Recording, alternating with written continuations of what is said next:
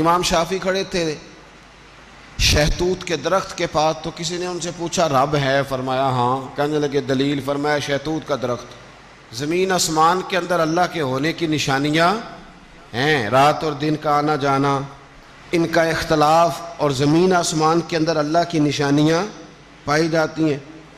تو امام شافعی فرمانے لگے یہ شہتوت کا درخت بتاتا ہے کہ اللہ ہے۔ اس نے کہا جی وہ کس طرح؟